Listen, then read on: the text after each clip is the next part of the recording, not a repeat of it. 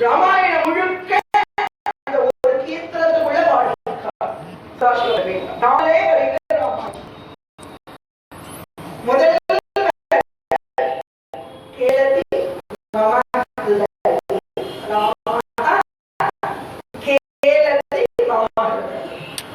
இவ்வளவு சுலபம் வராது சமஸ்கிருதம்.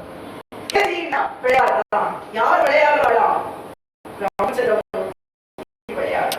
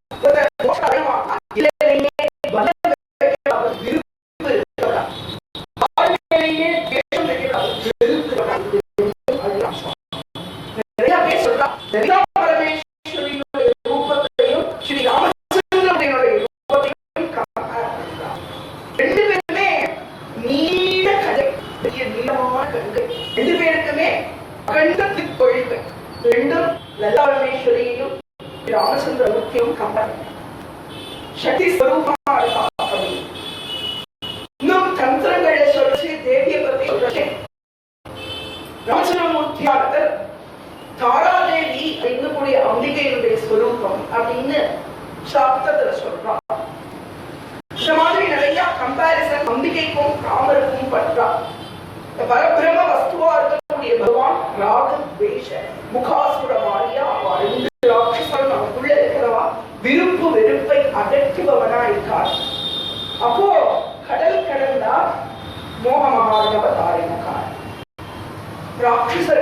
சம்ஹாரமணினா ராக துவேஷ முகாசுரமா. ஒரு கடல் இருக்கு, கடலை கடந்தாச்சு, கஷ்டம் இருக்கு, கஷ்டத்தை போக்கியாச்சு. அப்ப என்ன கிடைக்கும் அப்படின்னா சாந்தி விதேக சுதா சஹச்சாரி தஹராயோத்யா நகர விஹாரி. மூணாவது வரி வர சதாசிவமே என்கிறாள் சாந்தி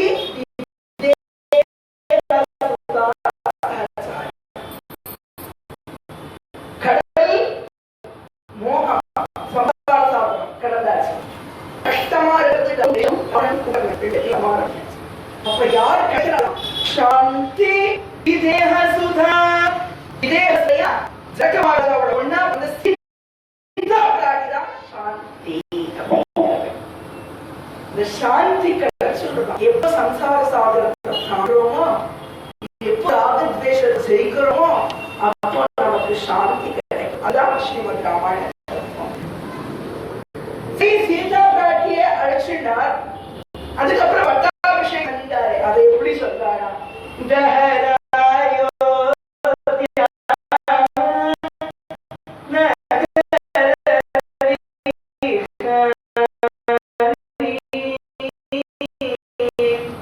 அயோத்திக்கு வந்து சுவாமி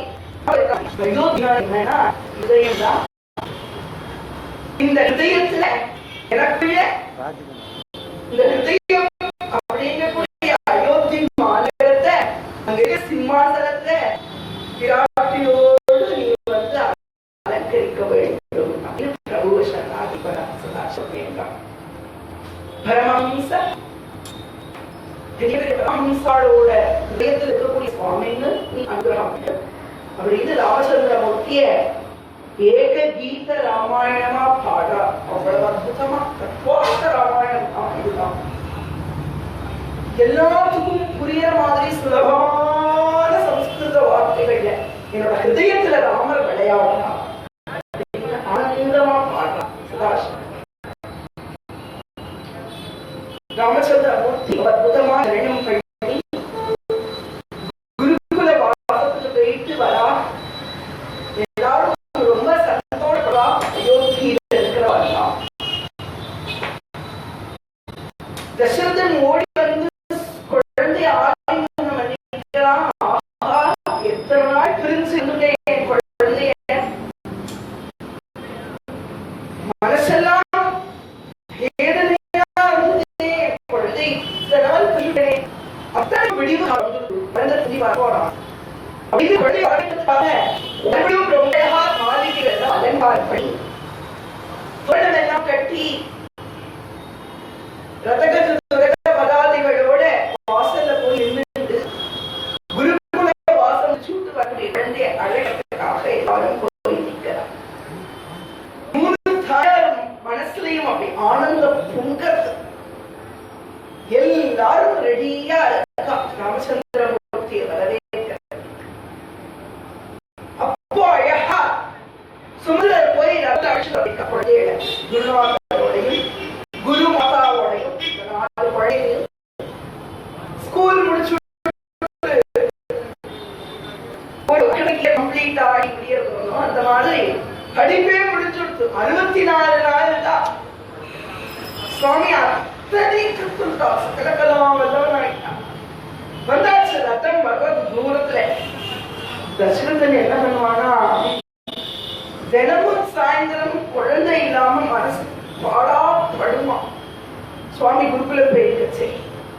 அப்போ ராமன் வருவானா, ராமன் வருவானா, ராமன் வருவானா, ராமன் வருவானான்னு பார்த்துட்டே சுந்தரமா கிளம்புவோம். போய் குழந்தைய பார்த்துட்டு வந்துடுவோம் அப்படின்னு ஓடுவா. ரதத்தை எடுத்துட்டு கிளம்புற போய் குருகுல வாசல நிற்குமா. ரத்தம் வசிஷ்டர் கையை காமிச்சுவான். வராதே அப்பாவை பார்த்தா குழந்தைக்கு பாசம் வந்துடும். ஹாஸ்டல்ல தங்க இருக்கிற குழந்தைக்கு ஆத்து ஞாபகமாவே இருக்கிறது. அந்த மாதிரி குழந்தைக்கு ஒரு நினைப்பு வந்துடும். அப்படியே ஓரமா இருந்து பார்த்து அதை திருப்பிட்டு போயிடு அப்படின்னு பார்த்து ரொம்ப ஸ்ட்ரிக்டான குருநாதன். அதனால அப்படி கையை கவனிச்சுடுவேன். அங்கிருந்து தசரதன் குழந்தையை பார்க்கறதுக்காக அப்படியே நின்றுட்டே இருப்பான். இப்படி ரதத்துல இருந்து மறைஞ்சு மறைஞ்சு பார்ப்பான். சுவாமிக்கு தெரியாதா ஜெகநாதராசி பகவான். ஆனா ராமாயணத்தில் ஒரு இடத்துல கூட காண்பவான் மற்றவர்களுக்கு உணர்த்தல் மறைமுகமா நிறைய இடங்களில் காண்பான். வெளிப்படையா யாருக்குமே உணர்த்தல் சுவாமி பகவான். அப்படியே குருகுலத்திலிருந்து வெளியில வர்ற மாதிரி வருவார். தசரதன் பார்ப்பான், அழிவானாச்சோ குழந்தை அப்படி அழைச்சிட முடியலையே, குருநாதர் சட்டம் போடுறாரே அப்படின்னு தேர் எடுத்து கிளம்புவான். கொஞ்ச தூரம் கூட போயிருக்க மாட்டான், மறுபடியும் தேர் ஓட்டிட்டு வந்துருவான். இப்படியே அயோத்திக்கும் வசிஷ்டர் குருகுலத்துக்குமா தேர திருப்பி திருப்பி திருப்பி திருப்பி போயிருக்கிறதே தசரதனுக்கு வேலையா இருந்தா, இது இப்படி தேர ஓட்டிட்டு போக வேண்டாம், சந்தோஷமா இங்கே இருந்துக்கலாம், குழந்தையே வரப்போ அவ்வளவு ஆனந்தம். குழந்தை வந்தாச்சு, தேர் வந்து நிக்கிறது, குழந்தைய அள்ளி அணைச்சுக்கிறான் தசரத சக்கரவர்த்தி. வசிஷ்டர் வந்து கீழே இறங்குறா. தசரதா ரொம்ப ஜோரா படிக்கிறாப்பா உன் குழந்தை, பெருமையா இருக்கிறது. 64 நாட்கள் உன் குழந்தை 64 கலைகள் கற்றுட்டாப்பா, அவ்வளவு ஆனந்தமா இருக்கிறது. தியரி எல்லாம் முடிஞ்சாச்சு, இனிமே பிராக்டிக்கல் தான். நீ எப்படி ராஜ்ய பரிபாலனம் பண்றையோ அது உன் குழந்தையில இருந்து பார்க்க சொல்லு. ஆனா உன் குழந்தைகளுக்கு நான் இன்னும் காஸ்டியூம் சேஞ்ச் பண்றதுக்கு அனுமதி கொடுக்கிறேன். இன்னொரு ராஜ அலங்காரம்னா உன் குழந்தையை போட்டுக்கிட்டா, எப்படி குருகுலத்துல இருந்தாலோ அதே மாதிரி ஒரு வேஷ்டி அங்கவஸ்திரத்தோட நிக்கட, பீதாம்பரம், கழுத்துல பெரிய பெரிய ஆறு, இதெல்லாம் அலோ பண்ண மாட்டேன். ஒழுங்கா துளசி மாலையை போட்டு 4 குழந்தைகளையும் சிம்மாசனத்து பக்கத்துல நிப்பாட்டு. நீ ராஜ்யம் பண்றதை இந்த குழந்தைகள் பார்க்கட்டும். பிராக்டிகல் நாலேஜ் வேணும் குழந்தைகளுக்கு. குழந்தைகள் நீ எப்படி ராஜ்யம் நடத்துறேங்கிறத கத்துக்கட்டும், பார்த்து கத்துக்கட்டும். நான் சொல்லி கொடுத்துருக்கேன், அதை பார்த்து தெரிஞ்சுக்கட்டும். அதனால 4 பேரையும் நிப்பாட்டு. உடனே தசரதன் என்ன பண்ணினான்னா, குழந்தையில ராமனை பக்கத்திலே நிப்பாட்டினானா, அங்க லட்சுமணன், இங்க பரதனை நிப்பாட்டினானா, இங்க சத்ருகன்.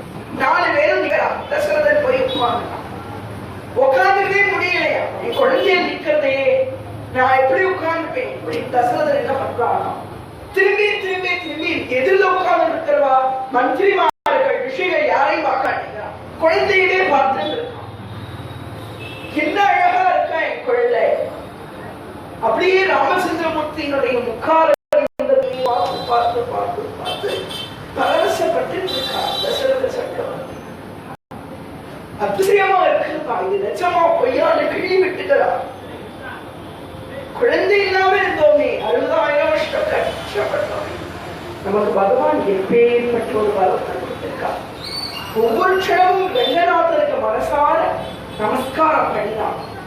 ரங்கநாதா நமஸ்காரம், அநேக நமஸ்காரம். குழந்தை இல்லாத எனக்கு இப்படி நல்ல செல்வங்கள் கொடுத்திருக்கேன், 4 குழந்தைகளும் ரத்னங்களை கொடுத்திருக்கேன், வைரங்களை கொடுத்திருக்கேன் அப்படின்னு ரங்கநாதனே குழந்தையா இந்த ஆனந்தப்பட்டிருக்கும் தசரதனோட ஹிருதயம். அப்படியே ஆனந்தத்திலேயே திளைச்சு இருக்கார். எப்பவுமே கதை ரொம்ப சந்தோஷமாவே போயிட்டு தான் வேணுமோ நடுவில் ட்விஸ்ட் கொடுக்கறதுக்காக 19வது சர்க்கத்துல ஒரு மகர்ஷி வரா. இந்த காலத்துல காதி அப்படின்னு ஒரு ராஜா ஒருத்தன் இருந்தான். இந்த காதி ராஜாவுக்கு ஒரு மனைவி, 2 பேர் ரொம்ப நல்லா வாழ்ந்து இருக்கான். இப்போ அந்த காதிக்கு ஒரு பெண் குழந்தை பிறக்கிறாளாம். அந்த குழந்தைய ஒரு ரிஷிக்கு கல்யாணம் பண்ணி கொடுக்கிறான் இந்த ராஜா. இந்த ரிஷிக்கும் இந்த பெண்ணுக்கும் கல்யாணம் ஆகுது. அவ 2 பேரும் வாழ்ந்து இருக்கா. அப்பேற்பட்ட ஒரு சமயத்துல சுவாமி எனக்கு ஒரு நல்ல குழந்தை வேணும் அப்படின்னு அந்த பெண் ரிஷி கிட்ட கேட்கிறான். உடனே அந்த ரிஷி சொல்றார், சரிமா நான் ஒரு மாம்பழம் கொடுக்கறேன் உனக்கு, இந்த மாம்பழத்தை நீ சாப்பிடு, சாத்விகமான குணங்களோட ஒரு நல்ல பிராமண குழந்தை உனக்கு வரணும் அப்படின்னு. ரொம்ப சந்தோஷப்பட்டா அந்த ஸ்திரீ. அவ அம்மா கிட்ட ஓடினா, அம்மா நீங்க ஆத்துக்காரி எனக்கு ஒரு அழகான மாம்பழம் வரவழைச்சதைன்னு சொல்லியிருக்கார், அதை சாப்பிட்டேன் ஆனால் ஒரு நல்ல பிராமண குழந்தைய சத்புத்திரன் பிறப்பான்னு சொல்லியிருக்கான். உடனே அவ அம்மா என்ன பண்ணாங்கன்னா, ஏண்டி அப்ப எனக்கு ஒரு பழம் வாங்கிடுவா, எனக்கு ஒரு நல்ல சத்புத்திரன் வேணும், நாட்டை ஆத்துக்காருக்கு அடுத்து தாத்திக்கு அடுத்து ஆட்சி பண்றது ஒரு புத்திரன் வேண்டாமோ, நல்ல புத்திரன் வேணும், அதுக்காக எனக்கு ஒரு மாம்பழம் வாங்கிடுவா, உங்க ஆத்துக்கார் தானே 1+1 ஆஃபர் போட்டு வாங்கிடுவா. உடனே இந்த அம்மா போய் கேட்கிறா, எங்க அம்மாவுக்கு ஒரு பழம் வேணுமா சுவாமி, நீங்க வரவழைக்கிறது ஒன்றோடு இன்னொரு சேர்த்து வரவழைச்சு. இவன் என்ன பண்ற, ரிஷி தபஸ்ல உட்கார்கிறார், 2 பழம் வர்றது, இங்கவா வலது கையில இருக்கிற பழம் உனக்கு, இடது கையில இருக்கிற பழம் உங்க அம்மாவுக்கு, கவனமா சாப்பிடுங்க, மாத்தி சாப்பிடாதீங்க அப்படின்னு 2 பழத்தையும் கொடுத்தா. பொண்ணு என்ன அப்படின்னா ஆசிரமத்துல இருந்து நேர அரண்மனைக்கு ஓடி வந்து, அம்மா பாருமா, எங்க ஆத்துக்கார கேட்ட உடனே தபஸ்ல உட்கார்ந்தா 2 மாம்பழம் வந்துருது, கொடுத்து கேட்பான், இதோ இந்த பழம் எனக்கு அப்படின்னு நினைக்கிறான். அவ பார்த்தா பார்த்துட்டு நீ வலுக்கையில் இருக்கிற பழைய இல்லமா அது எனக்குன்னு சொல்லி. உடனே அவன் மனசு சொல்லிட்டான், இவர் ஆத்துக்காரிக்கு ரொம்ப ஸ்பெஷல்லா இந்த வலது கையில இருக்கிற மாம்பழத்தை பண்ணி பார்ப்போம், அதை நம்ம வாங்கி சாப்பிடுவோம், இவனுக்கு இந்த பழத்தை கொடுத்துருவோம், நம்ம பொண்ணுதானே அட்ஜஸ்ட் பண்ணிக்கலாம், மாத்தி சாப்பிட்டுறான் பழத்தை. மாத்தி சாப்பிட்டுக்கா 2 பேருக்கும் கர்ப்பம் உண்டாயிடுது. கொஞ்ச நாட்கள்ல இவளோட நடவடிக்கை எல்லாம் பார்க்கிறார் மகர்ஷி. பார்த்துட்டா என்னடா இது, இவளோட நடவடிக்கை சாதாரணமா இல்லையே, வித்தியாசமா இருக்கிறது கண்டுபிடிச்சுட்டா. இவ பழத்தை மாத்தி சாப்பிட்டுருக்கா அப்படின்னு கண்டுபிடிச்சு கூப்பிட்டு கேட்கிறா, இம்மா எந்த பழத்தை நீ சாப்பிட்ட, வலது கையில கொடுத்ததானே சாப்பிட்டேன். சுவாமி இல்ல சுவாமி, அம்மா ஆசையா கேட்டா அந்த பழத்தை கொடுத்துருக்கேன், இடத்துல இருந்த பழத்தை அம்மா எடுத்து சாப்பிட்டேன். ஏன் இப்படி பண்ணின? அந்த பழமானது ஒரு க்ஷத்ரிய பிள்ளைக்கான பழமாச்சே. அந்த பழத்தை சாப்பிட்டே ஆனால் சத்திரிய பிள்ளைதான உண்டாகும், பிராமண குழந்தை பிறக்காதே, அவன் சத்புத்திரனா இருக்க மாட்டான், துஷ்டனா இருப்பானே, போறவரவாடெல்லாம் வெட்டிண்டு கொண்டு இப்படித்தானே இருப்பான் அப்படின்னு ரிஷி கோச்சுன்னு திட்டான். உடனே இவள் பாதத்துல விழுந்து அழறா, சுவாமி எனக்காக இந்த வரத்தை மட்டும் பார்த்து போடணும் அப்படின்னு. உடனே அவன் சொல்றாராம், சரி உனக்கு நல்ல ஒரு பிராமணோத்தம குழந்தையா பிறப்பான், ஆனா உன்னோட தலைமுறையில அவனுக்கு பிறக்கிற குழந்தையானது ஒரு சத்திரிய குணத்தோடு கொலை குணத்தோடு தான் அந்த குழந்தை பிறக்க போறதுன்னு சொல்ல, அவன் 2 பேருக்கும் பிறந்த குழந்தைதான் ஜமதக்னி முனிவர். அந்த ஜமதக்னியோட புத்திரனாத்தான் பகவான் கொலை குணத்தோட சத்திரிய பிள்ளமாகி பரசுராமர் அவதாரம் பண்ணார். பழம் மாறி போயிட்டேன். காதியோட மனைவி, அதாவது இந்த ரிஷி பத்னியோட அம்மா சாப்பிட்ட பழமானது பிராமணோத்தரை உண்டு பண்ணுற பழம். ஆனா இவா ராஜ தம்பதிகள். அப்போ இதை இவா 2 பேரும் சாப்பிட்ட உடனே ஒரு குழந்தை பிறக்கிறது. பிறந்த குழந்தைக்கு கௌசிகன்னு பேர் வச்சு வளர்த்துருக்கோம். நாட்டில் இருக்கிறதுனால ராஜாவாவே வளர்த்துருக்காங்க. ஐயனை நீதான் இளவரசன் இளவரசன் சொல்லி சொல்லி காதி மன்னன் வளர்த்துட்டே இருக்கான். நாட்கள் ஆகிறது. காதிக்கு வராது. இதுக்கு ராஜப்பட்டம் கட்டிட்டு காதி காட்டுக்கு போயிருக்கான். இப்ப கௌசிக ராஜாவா ஆட்சி பண்ணிட்டு இருக்கான். ஒரு நாள் காட்டுக்கு வேட்டைக்கு போறான். சமயத்துல ஒரு ருச்சியுடைய ஆசிரமம் இருக்கிறது, தாகமா இருக்கிறது, பசிக்கிறது.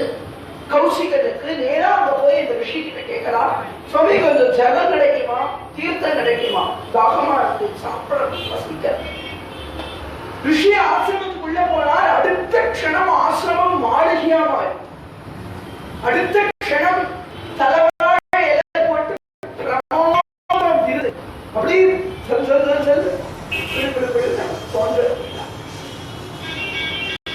கிளாஸ் நிறைய பானை நிறைய தண்ணி. ராஜா ஆசையில ஜோரா நல்லா சாப்பிட்டு ஏப்பம் விட்டு ராஜா வந்து கேட்கணும், நீங்க யார்? ராஜா என் பேர் வசிஷ்டன் அப்படின்னா, எதிர்பார்த்தமே வசிஷ்டன், அதே வசிஷ்டன் தான். என் பேர் வசிஷ்டன், நீரோ ஏழு ரிஷி, விட எப்படி இத்தனை செல்வம்?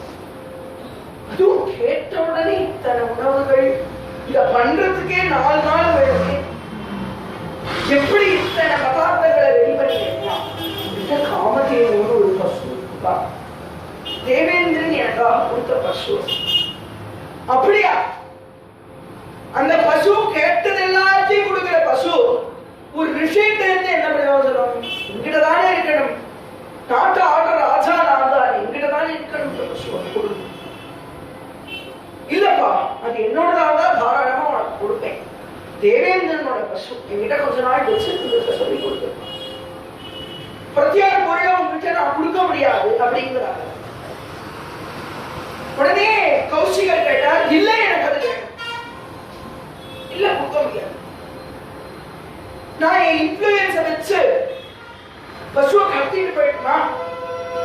அந்த ஆட்சி நேர மாட்டுக்கொட்டைக்கு போன கௌசிகர் அப்படின்னா, இந்த மாட்டை கட்டி இருக்கிற இந்த கையில் அவுத்து இழுத்தா மாடு வரமாட்டேங்குது. ராஜா இந்த மாட்டு கிட்ட போன தூக்கி ஷாக் அடிக்கிற மாதிரி விழறான் ராஜா. வசிஷ்டன் பார்க்கிறான், சிரிக்கிறான். கௌசிகன் பார்க்கிறான், எப்படி என்ன மந்திரவாதியா, இத்தனை சக்தி எப்படி உனக்கு வந்தது? இந்த மாடு என்ன ஜெயித்ததே எப்படி? கேட்கிறான். இப்ப பாரு, ஆசிரமத்தையே இல்லாம பண்ணிட்டு அத்தனை சேனையை கூட்டிட்டு கௌசிகன் சண்டைக்கு வரும். ரிஷி அவர் பாட்டு தபஸ்ல உட்கார்ந்து இருப்பார். காமதேனுவ பிரார்த்தனை பண்றா, அப்படியே சுரபி மாதா காமதேனு லட்சம் வீரர்கள் வரா. கௌசிகனுடைய சைன்யத்தை முழுக்க அடிச்சு துவம்சம் பண்றா. கௌசிகன் நிராயுத பாணியா நின்று இருக்கார். அந்த சமயத்துல வசிஷ்ட முனிவருடைய சக்தியை பார்த்து அப்படியே கௌசிகன் தலைவணங்கி, ஒரு ரிஷியா இருக்கிற உங்களால பெரிய சக்கரவர்த்தியா இருக்கிற என்ன எப்படி ஜெயிக்க முடிஞ்சதுன்னு கேட்க, தபஸோட மகிமை அதுவாங்க, கோர் சம்பரட்சணையோட மகிமை இது அப்படின்னு சொல்றாங்க. பசுமாத்த தெய்வமாக நம்ம நமஸ்காரம் பண்ண வேண்டும். கோமாதாவினுடைய தேகத்துல 33 கோடி தேவதைகளும் சம்பூர்ணமா நிறைஞ்சிருக்கும். அதனால கோமாதாவை நமஸ்காரம் பண்ணியதுனால எனக்கு இப்படி ஒரு கதி ஏற்பட்டு தபஸோட மகிமை இப்பதான் அந்த வரம், இந்த மாம்பழத்தோட வரம் செயல் ஆரம்பிக்கிறது. ராஜாவா இருந்த இவருக்கு தபஸ் மேல ஈடுபாடு வர ஆரம்பிச்சது. தபஸ் பண்ணார். இந்திரன் மேலகைய ஆரம்பிச்சான். ராஜா வந்ததுனால மயங்கினார். ஒரு குழந்தையும் பிறந்தது. அந்த குழந்தைக்கு பின்னாடி ஒரு காலத்துல பரதன் அப்படிங்கிற ஒருத்தரோட சகுந்தலைங்கிற அவளுக்கு கல்யாணம் ஆச்சு. மகாபாரதம் போலவே. அதுக்கப்புறம் தன்னுடைய தப்போ வலிமையால ராமனுக்கு முன்னாடி அந்த குலத்துல வந்த திருஷங்கூர் ஒரு ராஜாவுக்கு அவனுக்கே ஒரு ஸ்வர்க்கத்தை உண்டு பண்ணினார். ஹரிச்சந்திரன் ஒரு ராஜாவை தன்னுடைய தப்போ வலிமையாலே சோதனை பண்ணினார். இன்னும் ஏராளமா பண்ணினார். தபஸை கூட்டிட்டே இருந்தார். அப்படியே தபஸ் கூடி கூடி கூடி கூடி கூடி தபஸ்ல அப்படியே அவர் ஊறி போய் பெரிய ஒரு தபஸ்வியானார். லோகமே அவருக்கு மித்திரர்களாயிட்டான், பேரும் நண்பர்களாயிட்டான். விஸ்வமே மித்திரர்களா ஆனதுனால அவருக்கு விஸ்வாமித்திரர் அப்படின்னு ஒரு நாமம் ஒன்றுதான். இதுதான் விஸ்வாமித்திரரோட சரித்திரம். இப்படி அவதாரம் பண்ணி வந்தவர் தான் விஸ்வாமித்திர மகர்ஷி, காதி புத்திரன். அந்த விஸ்வாமித்திர இப்போ அயோத்திக்கு அவர்கள் லோகம் எல்லாரும் ஆனந்தமா இருக்கணும் அப்படிங்கிறதுதானே. அதனால சித்தாசிரமங்கிற இடத்துல போய் உட்கார்ந்து பெரிய தபஸ் பண்ணா. எப்ப லோகம் நல்லா இருக்கும்னா தர்மம் சொல்றது எல்லாரும் உண்மையவே பேசும்போது, எல்லாரும் தர்மத்தின்படி ஒரு ஊர்ல ஒரு 4-5 இடத்தையாவது யாகம் நடக்கணும், வேள்வி நடக்கணும், அப்ப லோகக்ஷேமா. எங்கெல்லாம் யாக அக்னி எரியறதோ அந்த அக்னி என்ன பண்ணுவான், லோகத்தில் இருக்கக்கூடிய பாப்பங்களை சுட்டு பொசுக்கலாம் யாக அக்னி. அப்படி யாகங்கள் பண்ணணும் லோகக்ஷேமத்துக்காக. விஸ்வாமித்திர மகர்ஷி தன்னோட சிஷ்யர்கள் அத்தனை பேரோடையும் கூடவே சித்தாசிரமத்துல ரொம்ப அழகாவதை ஆகத்தாரம் நடத்தியிருக்கார்.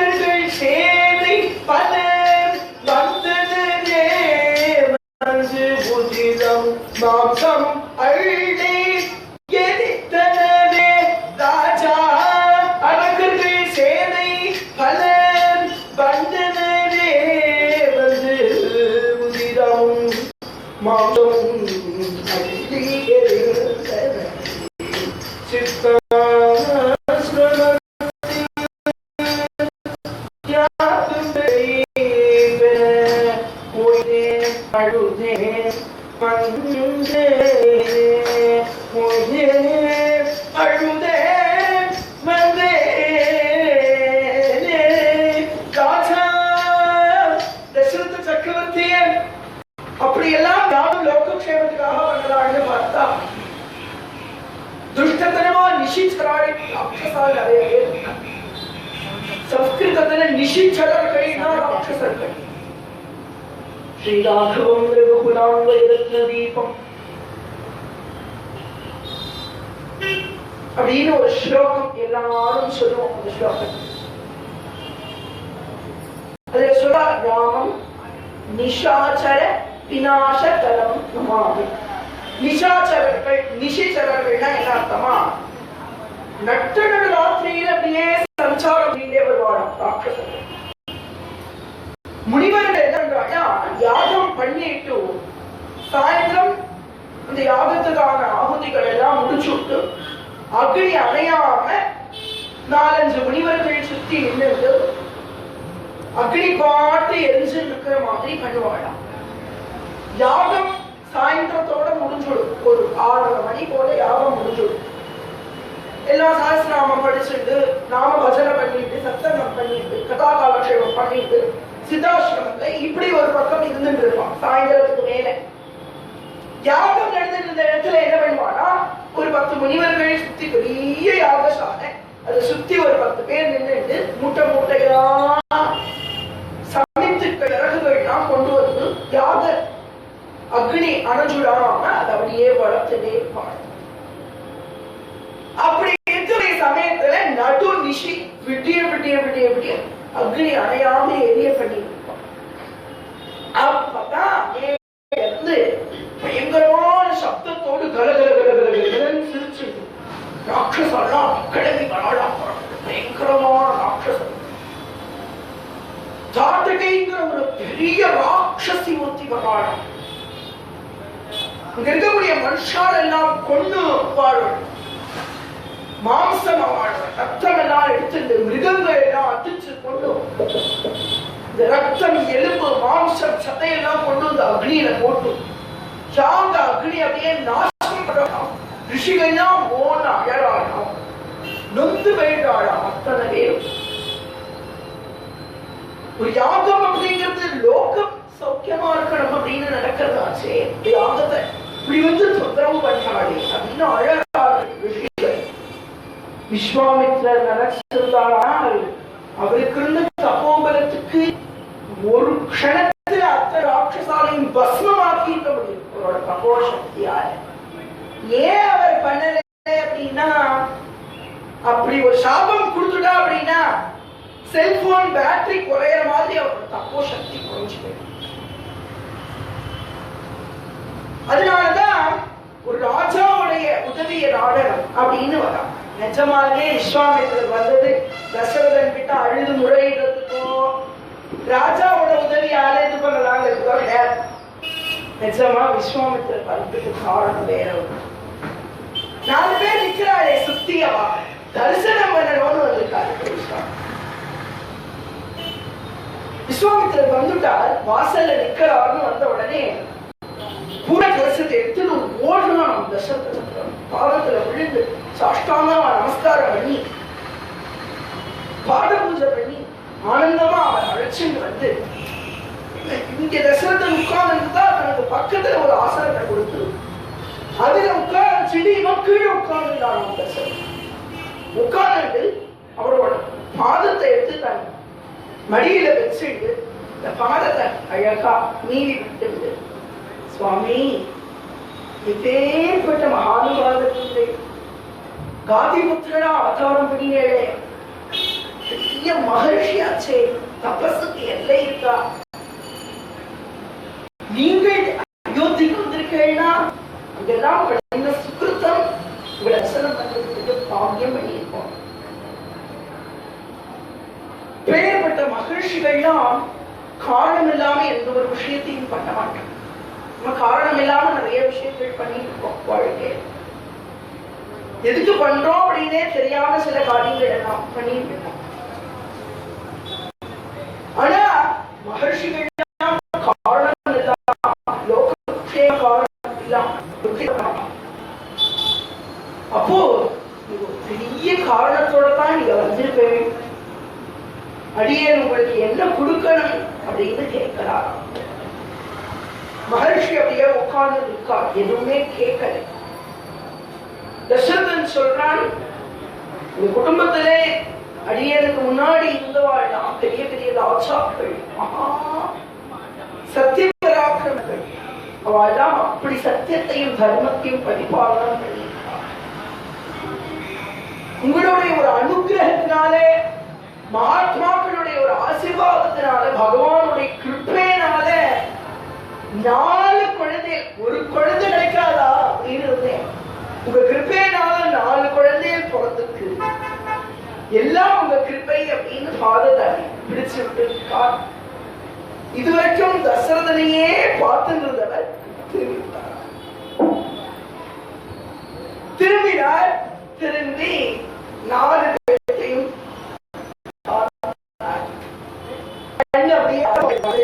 பார்த்துட்டு கண் அப்படி கல்வி சுவாமி என்ன வேணும்? செல்வம் வேணுமா? தனம் வேணுமா? தானியம் வேணுமா? யாகத்துக்கான வஸ்துக்கள் வேணுமா? சமீபங்கள் வேணுமா? பெரிய பெரிய கோதானங்கள், கோ பசுக்கள் வேணுமா? என் உயிர் கூட கொடுக்கிறேன் உங்களுக்கு. தயவு பண்ணி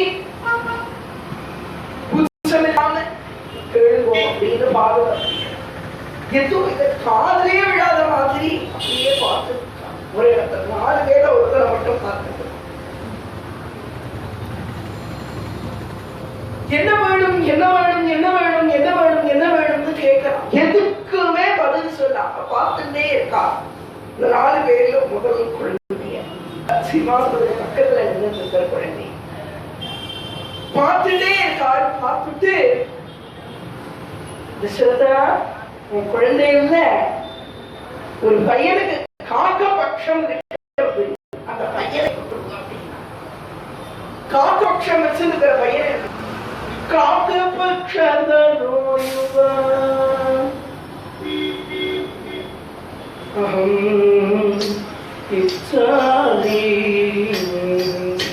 दशरथ अहं इच्छामि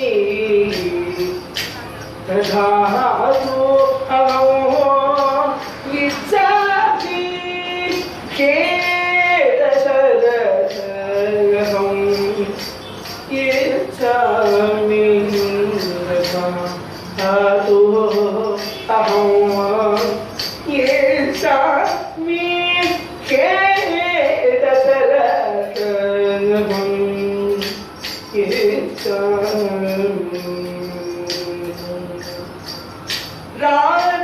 राजीवाक्षो इच्छामि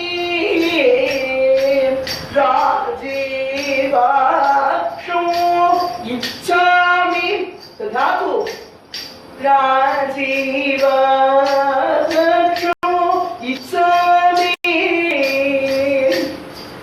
काकपक्षम्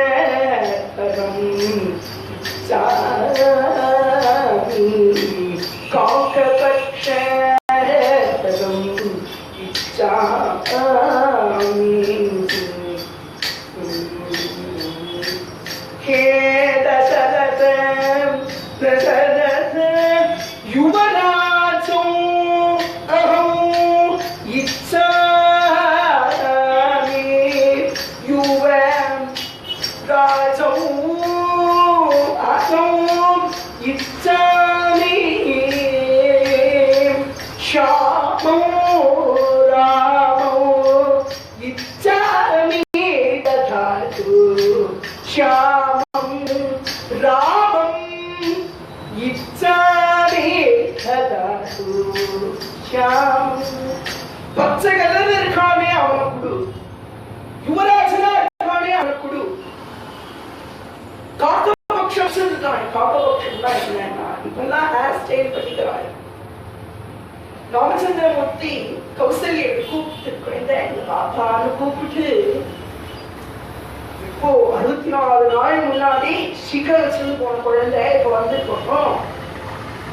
அங்க போய் ஹேர் கட்லாம் அதிக சலூன் உண்டாங்க கிடையாது. குழந்தை முடி காடாட்டம் வளர்ந்துருக்குமா. கௌசல்யா என்ன பண்ணிட்டாயா, குருநாதர் எந்த ஒரு அலங்காரமும் பண்ணக்கூடாதுன்னு சொல்லிட்டாரு. அதனால கௌசல்யா குழந்தைய அழைச்சு இந்த தலைமுடியெல்லாம் பிடிச்சது மேல கட்டி குடுமி மாறி போட்டு விட்டாராம். போட்டு விட்டுட்டு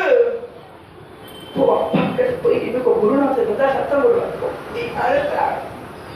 அப்போ அத்தனை கட்டு கட்டியிருக்கா அந்த கேசத்தை பிடிச்சு. ஆனால் அப்படியே சுருள் சுருள் சுருட்டு மற்றவெல்லாம் பண்ணிக்கணும் ஸ்டைல், ஹேர் ஸ்டைல் அப்பவா பண்ணிக்கணும். பியூட்டி பார்லர்ல போய் ராமச்சந்திரமூர்த்திக்கு தன்னாலேயே வந்துடுறதா தலை முடி அப்படி முன்னாடி வந்து காக்கபட்சம் அப்படிங்கிற சமஸ்கிருதத்துல வால்மீகி எடுக்கிறார் சொல்லுவார்.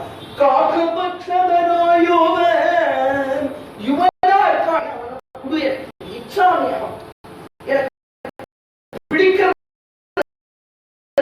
எனக்கு அவன் வேணும். வாக்கு வாழ மாட்டேன் தசரதனுக்கு ஹார்ட் அட்டாக்கே சாஞ்சிட்டான். மூச்சு கேட்டா கூட கொடுத்திருப்பேன்.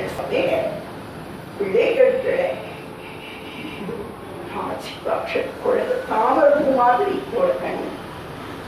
சூரியன் உதிக்கிறச்சே தாமரப்போ மலர். சூரியன் உதிக்க உதிக்கதான் மலரும். குழந்தையும் காலையில ரொம்ப சீக்கிரம்லாம் எழுந்துக்க மாட்டான். பாருங்க குழந்தை எப்ப எழுந்து பாடு தெரியும்.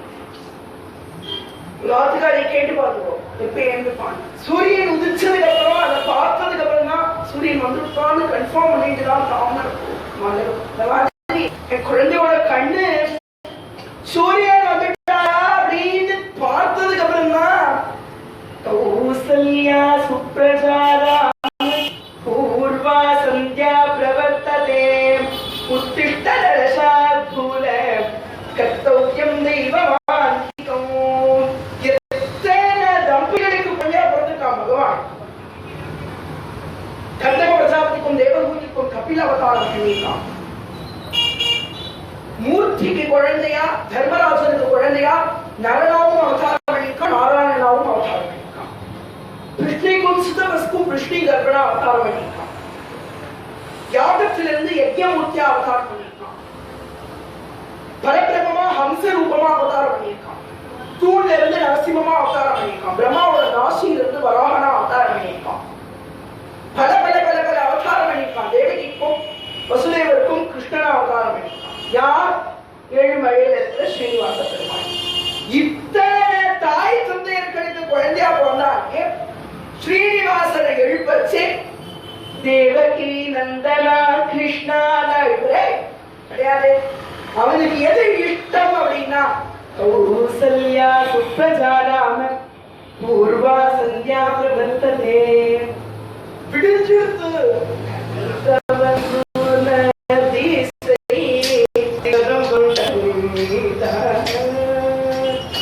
அதிரவள் குண இசை சிகரம் வந்தடைந்தார். சூரியன் சிகரத்துக்கே வந்தாச்சு. அப்பதான் சுவாமி விரும்புவா அரங்கத்தமா பள்ளி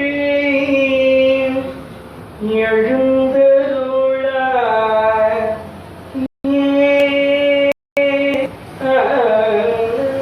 அப்படி எழுதுகிற குழந்தை சுவாமி. அது சூரியன் குதிக்கும் போது கண்டு துறக்கும் இந்த குழந்தைக்கு.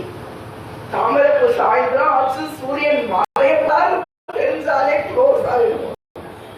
குழந்தை சாயந்தரம் ஆரம்பிச்சே கண்ணை மூடி சொல்லி தூங்கி போயிட்டு சுவாமி. இந்த குழந்தைய கேட்கிற உயிரை கேட்டா இந்த க்ஷணம் தான் குழந்தைய 100 ஸ்லோகம் சொல்றார் வால்மீகி. தசரதன் சொல்ற மாதிரி குழந்தைய கேட்கிற அழகான அப்படி அழகான தசரத சொல்றார். மூச்சையாகி விழலாம். வசிஷ்டர் பார்க்கிறார். புத்திர பாசம் என்ன பார்த்து இயக்கிறார் வசிஷ்டர். விஸ்வாமித்திரர் கெஞ்சற அளவு கேட்டார். எவ்வளவு அந்த குழந்தை அனுப்பேண்டா அப்படிங்கிற ஒரு கட்டத்தில் விஸ்வாமித்திரருக்கு கோபம்.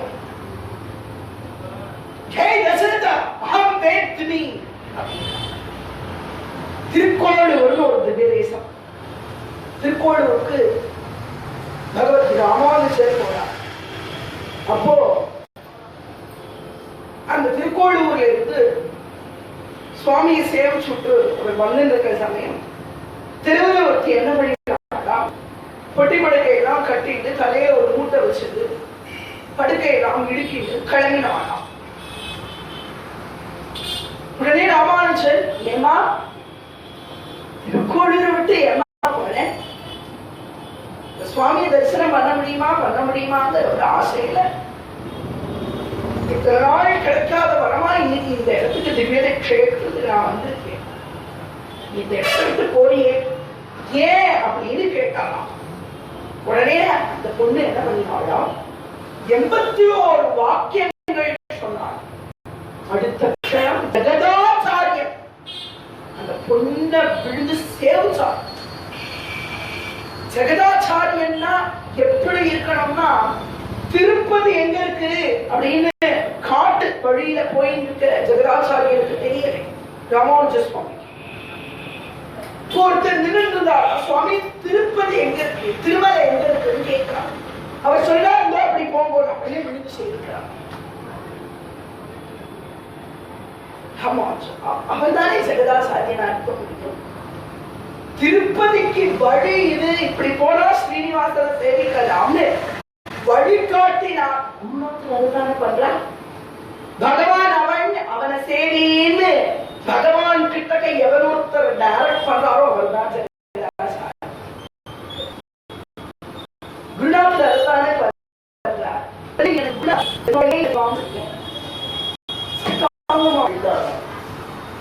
அப்படி இந்த பெண்ணையும் திருக்கோளூர் பெண் பிள்ளைகள் அப்படி விழுந்து போயிருக்கான். அப்பேற்பட்ட வாக்கியங்களை அந்த பெண் சொல்லுகிறாளாம். அப்ப சொல்லுகிறான், அகம் வேத்மி என்று நான் விஸ்வாமித்ரரை போலே அகம் வேத்மி என்றேனோ. வால்மீகி ராமாயணத்துல பகவானே அனுபவிச்ச எல்லாத்தையுமே திருக்கோளூர் பெண் பிள்ளை சொல்றான். அத முதல்ல சொல்றது அகம் வேத்மி என்றேனோ விஸ்வாமித்ரரை போலே. இவாள மாதிரி பக்தி பண்ணினேனா, இவாள மாதிரி பக்தி பண்ணினேனா, இவாள மாதிரி விழுந்து அழுதேனா சுவாமிய, நான் பூஜை பண்ணினேனா, நாம சங்கீர்த்தனம் பண்ணினேனான்னு கேட்கிறாளாம் திருக்கோளூர் பெண் பிள்ளை. இதெல்லாம் வசந்த ஏராளமான அற்புதம் வாய்ந்த மகனியர்கள் வாழ்ந்த கஷேத்திரம் இந்த பாரத பூமி. இந்த இடத்துல எல்லாம் நம்ம ஜீவனம் பண்ணிட்டு இருக்கோம்னா பெரிய பாக்கியம். பகவான் நம்மளுக்கு ஒரு பெரிய குடுப்பின. இதெல்லாம் 70 வருஷமா எத்தனை மகானுபாவர்கள், அத்தனை பேர் பிரவச்சனம் பண்ணிய கஷேத்திரம். அப்போ அகம்பேத்மே எல்லாம் தெரியும். அப்படியே அனுப்பு அகம்பேத்னா எல்லாம் தெரியுதுதான். எல்லாம் என்ன கர்வமாக பேசுறாங்க. டேய் பிள்ளை பிள்ளை பிள்ளைன்னு குண்டு சடியில குதிரை ஓட்டாதுடா தசரதா. அவன் பிள்ளை இல்லடா, நீதான் அவன் பிள்ளை. இந்த லோகத்துல இருக்கிற அத்தனை பேரும் அவனோட பிள்ளைகள். அத்தனை பேருக்கும் பிதா ஜெகத் பிதாடா அவன், ஜெகநாதன் அவன். சூக்ஷ்மமா சொல்றான் இந்த அகம்பேத்மிங்கிற ஒரு வார்த்தை. எல்லாத்தையும் உன் பிள்ளை பிள்ளைன்னு நினைச்சிருக்காத. ஜகத்துக்கே நாதனா இருக்க ஜெகநாதன், ஜெகத் பிரபு. ஜெகத் பிரபும் தேவதேவம் அனந்தம் புருஷோத்தம். அப்படி இருக்கக்கூடியவன் அவன். அவனை அடைச்சிருக்காவ அனுப்பு. தசரதற்கு முடியவே முடியாதுன்னு சொல்லிட்டான். ஸ்ட்ரிக்டா சொல்லிட்டான். உடனே இவர் பார்த்தார். சரி, உன்னுடைய குலத்தோட அத்தனை பெருமைகளும் இவ்வளவுதானா? ஹரிச்சந்திரன் பரம்பரையில வந்தவனா நீ? இப்படி எல்லாம் பேசிட்டு 2 அடி பின்னாடி வைக்க ஆரம்பிச்சுட்டான். சரி, தசரதன் போய்க்கோங்க, என் பிள்ளை கொடுக்க மாட்டேன் அப்படின்னு மகர்ஷியோட சாபம் கிடைச்சாலும் பரவாயில்ல, என் குழந்தை புரிய மாட்டேன் அப்படின்னு பாசம் பிள்ளை மேல. குழந்தை அப்படி பக்கத்துல நின்றுட்டு அப்பா வார்த்தையே பார்த்து அப்பா குழந்தை பக்கத்தையே பார்த்து இருக்கான். விஸ்வாமித்திரை பார்த்துட்டு கிளம்புற வசிஷ்ட எழுதுறான். அதான் சொல்றான், கரைப்பால் கரைத்தார் கல்லும் கரையும். வசிஷ்டர் என்ன பண்ணினார், சுவாமி இங்க வாங்கும், இந்த சூரிய குலத்தினுடைய மானத்தையும் மரியாதையும் காப்பாற்றுற ஒரு பொறுப்பு பகவான் கொடுத்திருக்கான். அவர் சத்தியம் பண்ணிட்டார், நீங்க குழந்தை அழைச்சிட்டு போங்க அப்படின்னு. தசரதா நீ பேசாத, நான் உன் குரு சொல்றேன், அந்த குழந்தைய அனுப்பு.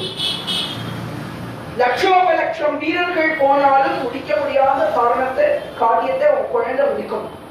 நீ போக வேண்டாம், உன் குழந்தைய அனுப்பு. விஸ்வாமித்திரர் வசிஷ்டர் அப்படி கொஞ்சம் கொஞ்சமா சமாதானப்படுத்தி நீங்க வாங்கோ, குழந்தைய அழைச்சிட்டு போவோம்னு சொல்ல தசரதன் தீவே முடியாதவங்க விழுந்து புரண்டு அழ தசரதனையும் சமாதானத்தி ஒரு வழியா படாத பாடுபட்டு குழந்தை 2 பேத்தையும் அழைச்சு வச்சார். லக்ஷ்மணன் ராமச்சந்திரமூர்த்தி போற இடத்துக்கு நான் போயே தீர்வு அடம் பண்ண. சரி, இந்த குழந்தைக்கு கொஞ்சம் சேஃப்டியா இருக்கும் லக்ஷ்மணனையும் அழைப்பேன்.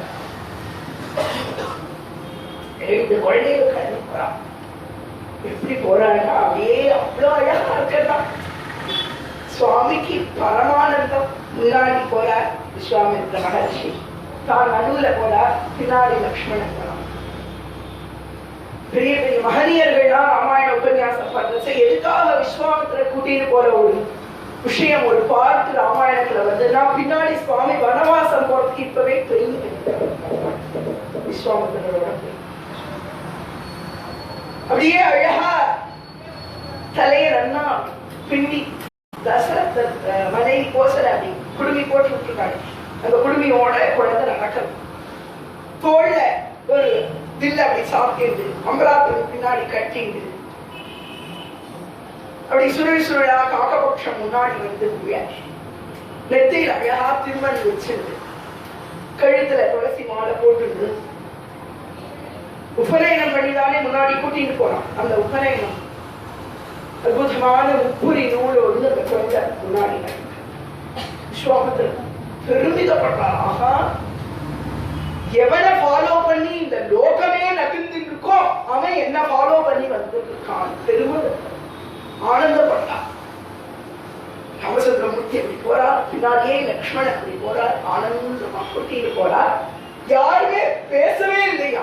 ஏன் பேசலன்னா 2-3 பாகவதாரி வந்து சந்திச்சுருந்தா ஒரு வார்த்தை கூட பேச மாட்டாளாம். அப்ப நயனத்தினாலேயே கான்வர்சேஷன் பண்ணிப்பாங்க.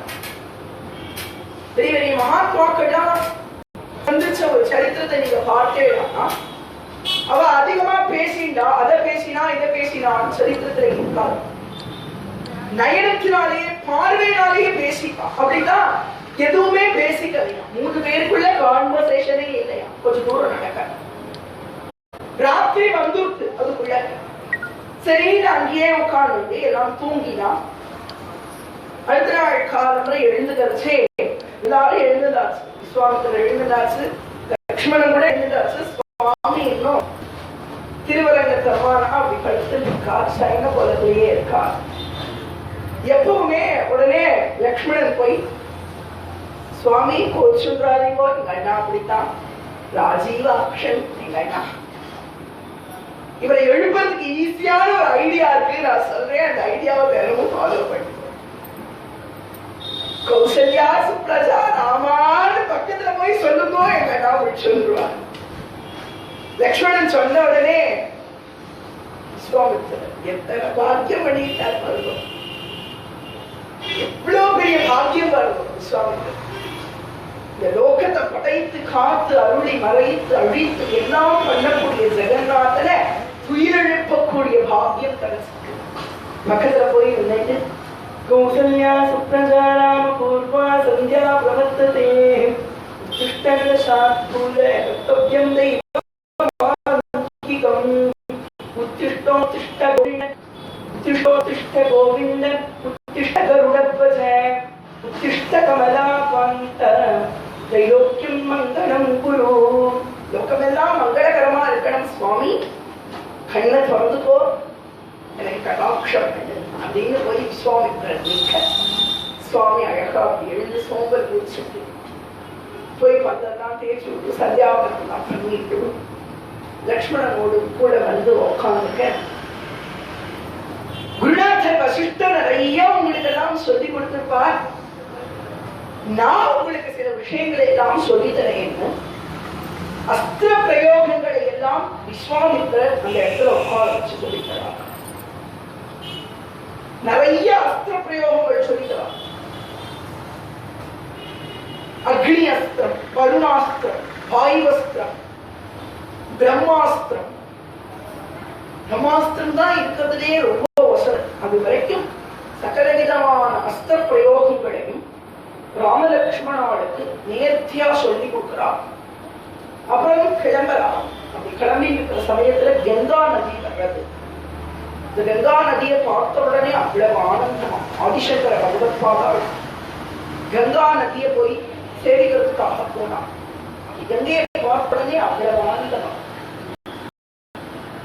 ஹரிபத பாத்ய தரங்கினி ஹரிபத பாத்ய தரங்கினி ஹரிபத பாத்ய தரங்கினி ஹரிபத பாத்ய தரங்கினி ஹரிபத பாத்ய தரங்கினி கங்கே पाद्यतरङ्गिनि गङ्गे हिमविधूता प्रबलतरङ्गे हरिपद पाद्यतरङ्गिनि गङ्गे हिमविधूता प्रबलतरङ्गे धूरी कुरु गंगे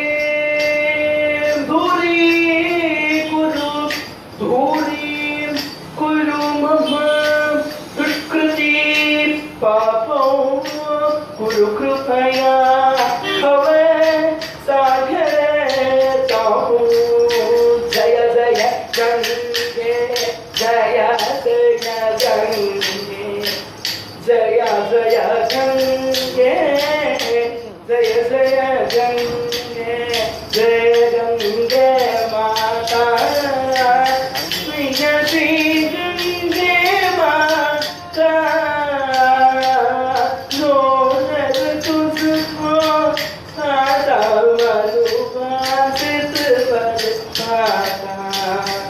ओम जय गंगे माता ओम जय गंगे माता இந்த கங்கா தேவியினுடைய சரித்திரத்தை குருநாதா நீங்க எனக்கு சொல்லுங்க அப்படின்னு கேட்க ஸ்ரீ ராமச்சந்திரமூர்த்திக்கு ஸ்ரீ விஸ்வாமித்ர மகர்ஷி கங்கை சம்பந்தமா இருக்கக்கூடிய அத்தனை சரித்திரங்களையும் ஸ்ரீமத் ராமாயணத்துல ஒன்னா சொல்றாங்க.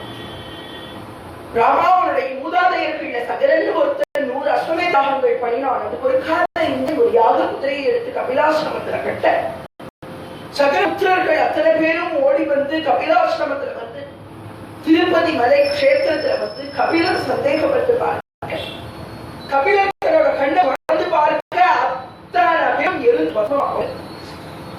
அத்தனை பேருக்குமே நெருக்கத்தை ஏற்படாமல் எல்லாரும் பஸ்மமா ஒரு முனி சாபத்துல போயிட்டாலே அப்படின்னு அவ குழந்தை திலீபன் பிரயத்தனப்பட்டு தேவலோகத்துல பிரம்மா சுவாமி திருவிக்ரமாவதாரம் பண்றச்சே ஹரியனுடைய பாதம் சத்தியலோகத்தை நோக்கி வர்றதை பார்த்த பிரம்மதேவன் தன்னுடைய கமண்டலும் ஜலத்தை எடுத்து மகாவிஷ்ணுவுக்கு பாத்தியம் சமர்ப்பிக்கிறார். அர்க்கியம் பாத்தியம் அப்படிங்கிறது தினம் சந்தியாவந்தனம் பண்றதை தெய்வங்களுக்கு நம்ம கொடுக்கிறோம். அர்க்கியம்ங்கிறது சுவாமி கையை அலம்பிக்கிறதுக்கான ஜலம், பாத்தியம்ங்கிறது சுவாமி பாதத்தை அலம்பிக்கிறதுக்கான ஜலம். விஷ்ணுவுக்கு பாத்தியம் சமர்ப்பிக்க அந்த பாத ஜலையே கங்கையா வந்தது அப்படின்னு ஆதிசங்கர் பகவத் பாதாள் ஹரிபத பாத்திய தரங்கிணியே ஹிமவிது தாத்தவள தரங்கி கங்கா ஸ்தோத்திரத்தை சொல்றாங்க. ஹரியனோட பாதத்திலிருந்து வந்ததுனாலதான் அத்தனை மகிமை கங்கை. அப்ப கங்கை வந்துடுறாளா, அந்த கங்கை இங்க வரவழைச்சாத்தான் இவாளோட தேகங்கள்ல 12 பாபம் முனியினுடைய சாபம் எல்லாம் அழிந்து இவா பாபம் எல்லாம் சாந்தியாகி இவாளோட நல்ல கத்தியை அடைவா அப்படின்னு திலீபன் முயற்சி பண்ணா. புரியல. பகீரதன் ஒருத்தர் வந்து பிரம்மாவை மகாவிஷ்ணுவை பரமேஸ்வரனை கங்காதேவி எல்லாத்தையும் பிரீதி பண்ணி ஜென்மங்களுடைய அதுக்குள்ள போய் காது வழியா கங்கை அழைச்சிட்டு வந்து அத்தனை பேரையும் அர்த்ததிக்கு கொடுத்தாங்க. இந்த சரித்திரம் நிறைய சரித்திரங்களை எடுத்து சொல்றா. எல்லாத்தையும் குழந்தையா இருக்கக்கூடிய ராமச்சந்திரன் தன் பாதத்திலிருந்து வந்த அந்த கங்கையை தான் சேர்க்கிறான். கங்கா மாதாவோட அனுகிரகம். கங்கா மாதா என்ன பண்ணாங்க, அந்த லோகத்துல இருக்கிறவாள் அம்மா பாதத்தை பாபத்தை என்கிட்ட வந்து தொலைக்கிறா. சுவாமி நீங்க இப்ப என் பேர்ல நீராடினதுல என் பாபத்தையெல்லாம் உங்க பேர்ல நான் தொலைக்கிறேன் அப்படின்னு கங்காதேவி சுவாமி வந்து நமஸ்காரம் பண்ணுகிறார். கங்காதேவியோட தரிசனத்துல நிறைய சரித்திரங்களை எல்லாம் சொல்லிட்டே வரா. அதெல்லாம் ஆனதுக்கு அப்புறமா அந்த இடத்துக்கு தாடகாவனம் அப்படின்னு பேரா. ஒரு பெரிய காடு. அந்த காட்டிலே எங்க பார்த்தாலும் மரங்கள்லாம் அப்படி மொட்டை மொட்டை மரமா இருக்கிறது. ஒரு மரத்துல கூட இலை இல்லை, ஒரு துளிர் கூட கிடையாது, காஞ்சு போய் இருக்கிறது அத்தனை மரங்களும். ஒரு மிருகங்கள் இல்லை, வெளியெல்லாம் எலும்பு கூட இருக்கிறது. யார் இதுக்கெல்லாம் காரணம்னு கேட்க தாட்டகைங்கிற ராட்சசிதான் இதுக்கெல்லாம் காரணம்னு சொல்ல. மிகப்பெரிய ராட்சசி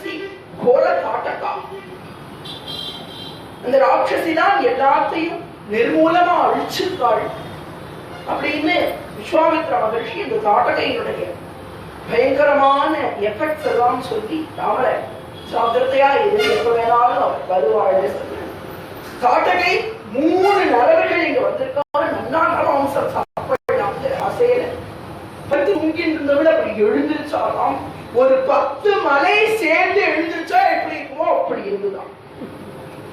பயங்கரமான கூடத்தோடு தாட்டகை வந்தாளாம். அவ கழுத்துல ஹாரம் போட்டுக்கலாம்.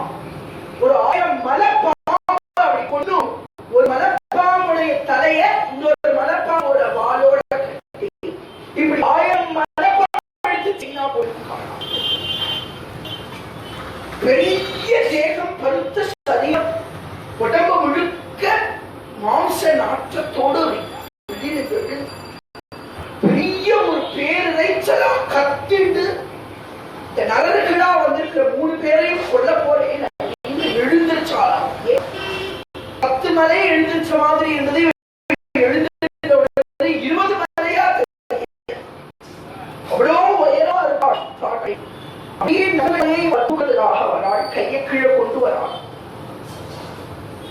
மேல இருந்து கையை எடுக்கிறதுக்கு ஒரு பெரிய 20 மாடி கட்டடத்துல லிப்ட் மேல ஆன் பண்ணினா கீழே வர்றதுக்கு எவ்வளவு நேரம் ஆகும். அந்த மாதிரி மேல இருந்து கையை கொண்டு வந்துருக்கான். அதுக்குள்ள இங்க கான்வர்சேஷன் நடக்கிறது. கீழே சுவாமி தாடகையா அப்படின்னு அவர் கேட்கிறார். ஆமா நீ இவரை சமாதானம் பண்ணு அப்படிங்கிறார் சுவாமி. என்னடா அது? எங்க குருநாதர் வசிஷ்டர் ஸ்திரீகள் தெய்வம் மாதிரி, ஸ்திரீகளை பார்த்தா நமஸ்காரம் வேணும், எல்லாரும் ஒரு தாய் மாதிரி அம்மா தன்னையும் மதிச்சு நடந்து போகும் அப்படின்னு சொல்லி கொடுத்தார். ஒவ்வொரு ஸ்திரீகளை மதின்னு சொல்றார். இந்த குரு என்ன ஸ்திரீயை கொண்டு கேட்கிறார்.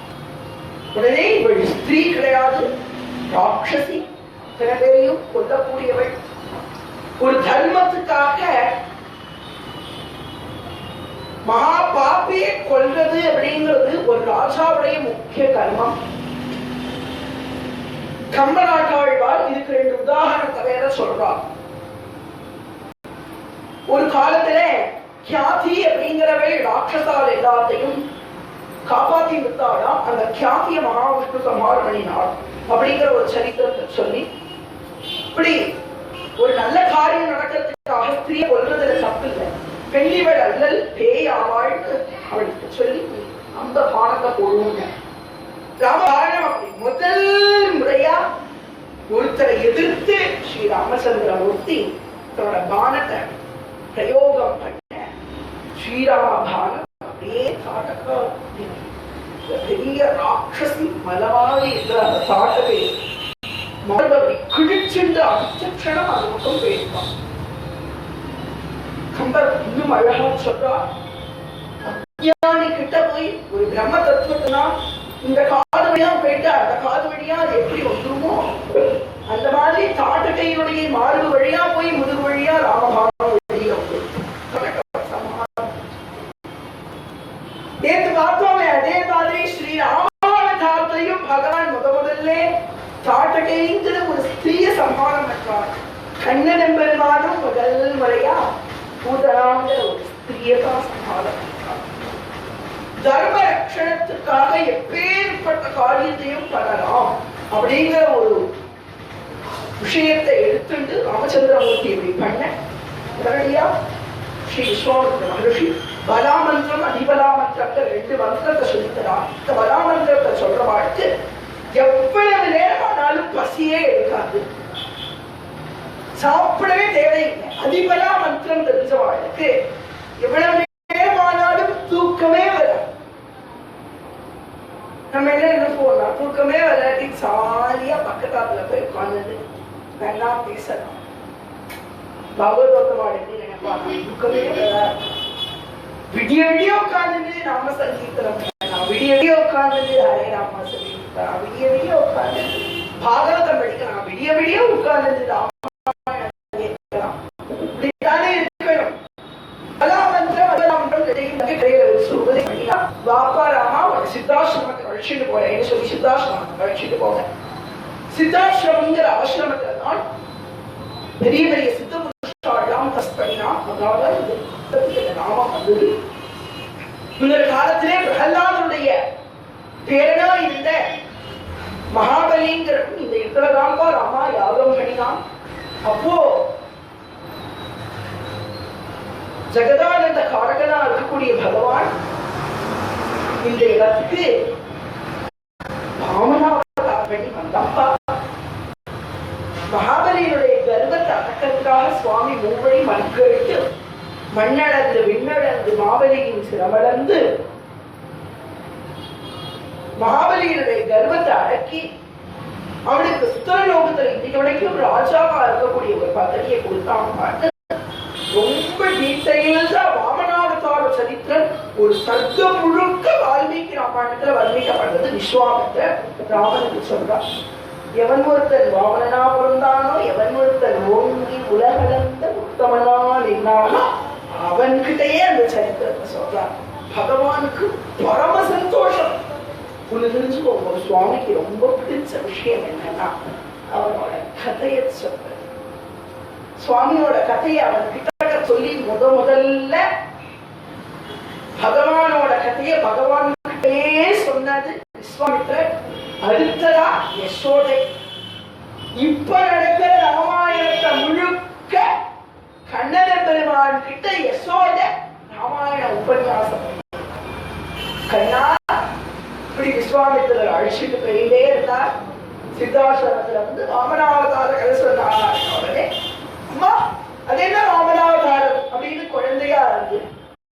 விஸ்வாமித்திரர் வாயால வாமனாவதாரம் கேட்டா பத்தாது, என் தாய் யசோத வாயிலும் வாமனாவதாரம் கேட்கணும். அம்மா அந்த கதையை சொல்லுன்னு வாங்கி கேட்டான் கண்ணன் பெருமான்.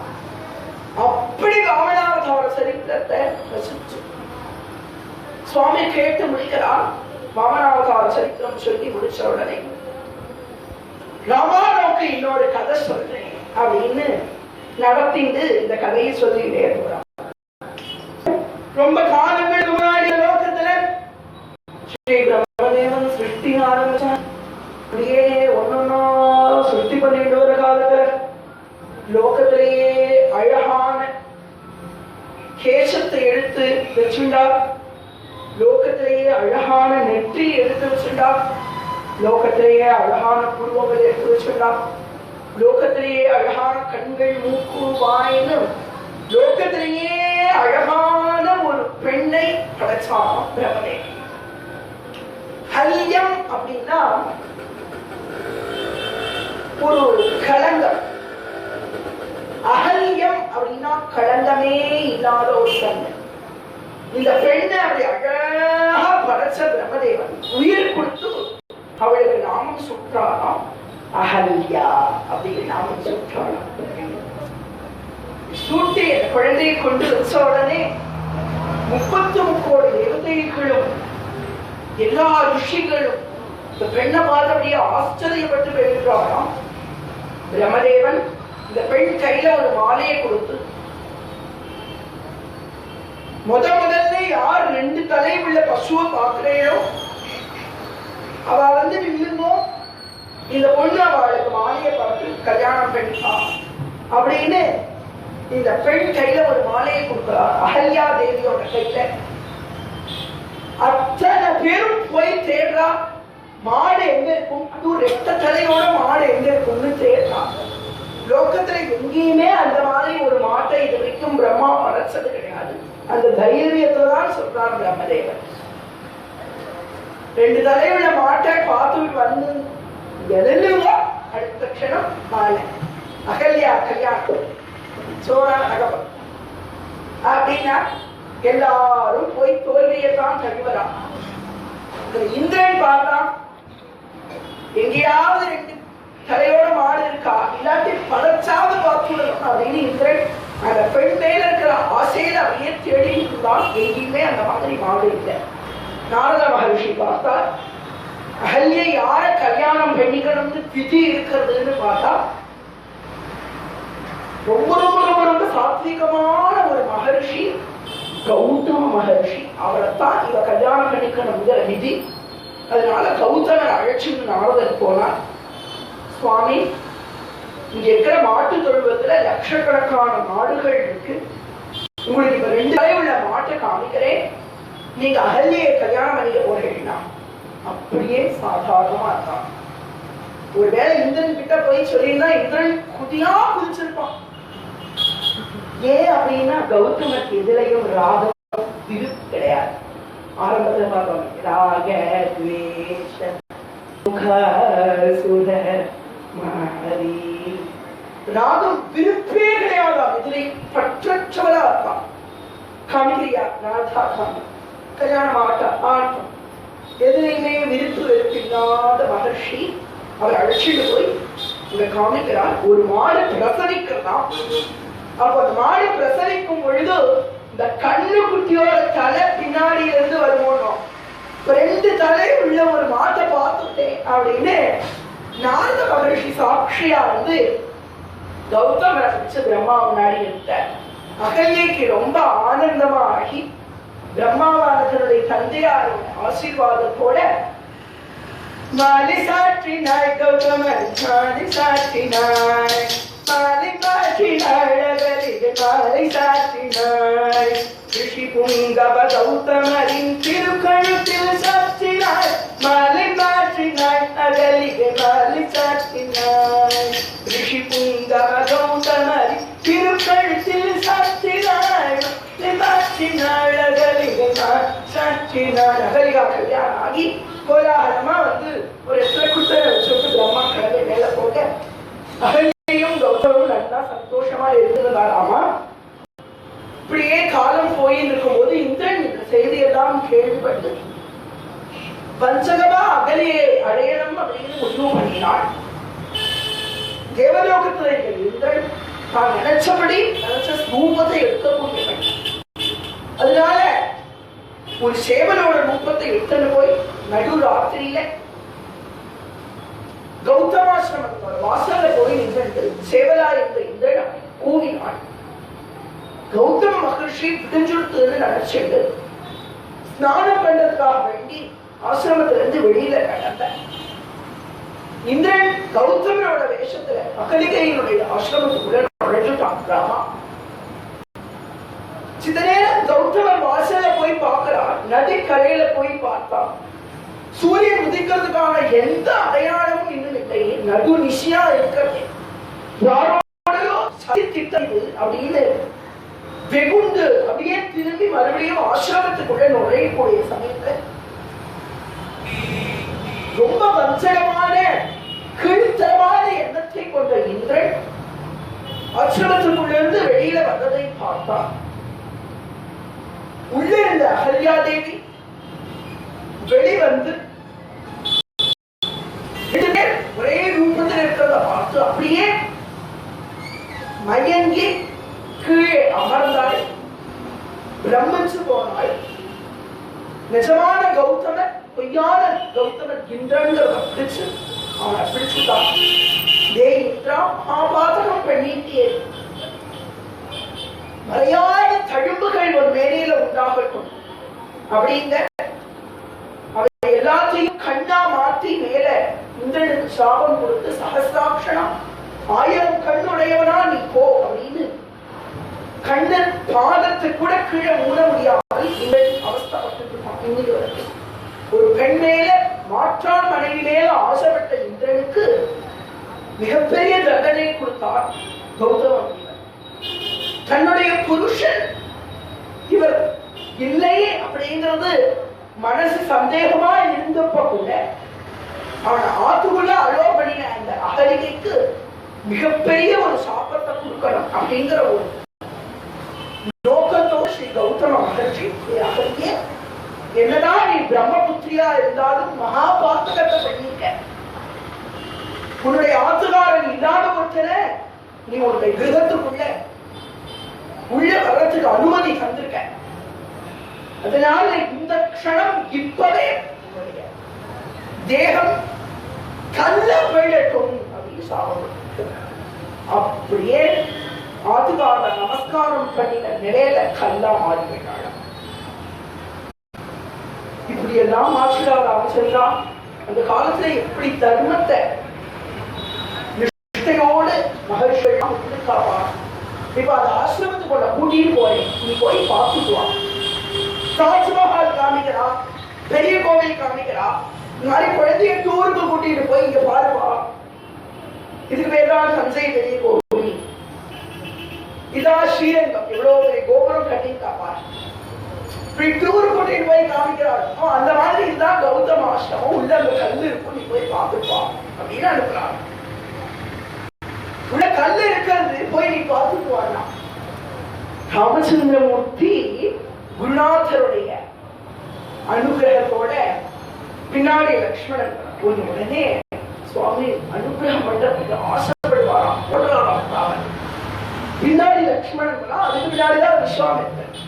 குழந்தையெல்லாம் மெதுவா போகும், ரொம்ப காலமா ஆழ்ந்து பூட்டி இருக்கிற ஆசிரமம், கீழே கல்லெல்லாம் முள்ளெல்லாம் இருக்கும், பார்த்து போவோம் அப்படின்னு விஸ்வாமித்திரன் அவங்களை நிதானம் எடுத்து இந்த குழந்தையான ஸ்ரீ ராமச்சந்திரமூர்த்தி அழகா நடந்து உள்ள கல்லா இருக்காள்.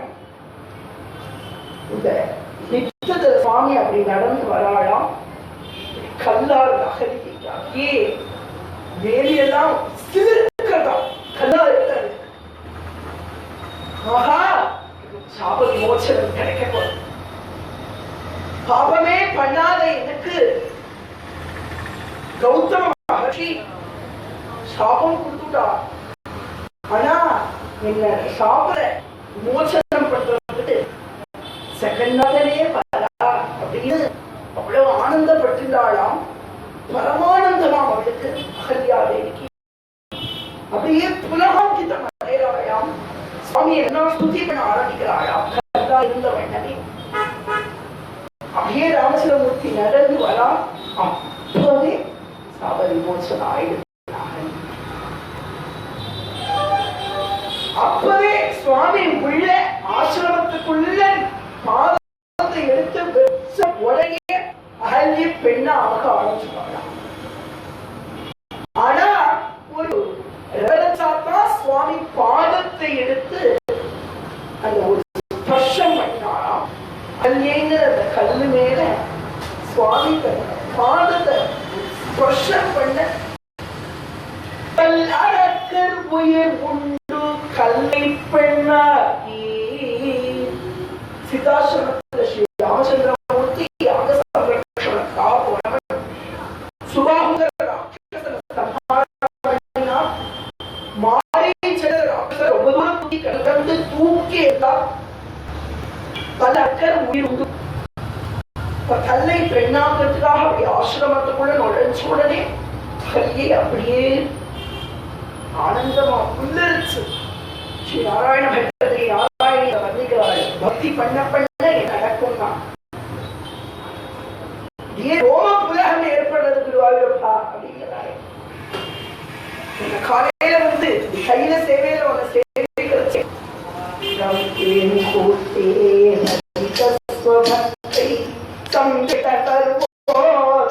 விஸ்வரூப ஸ்வதைல சம்சேவக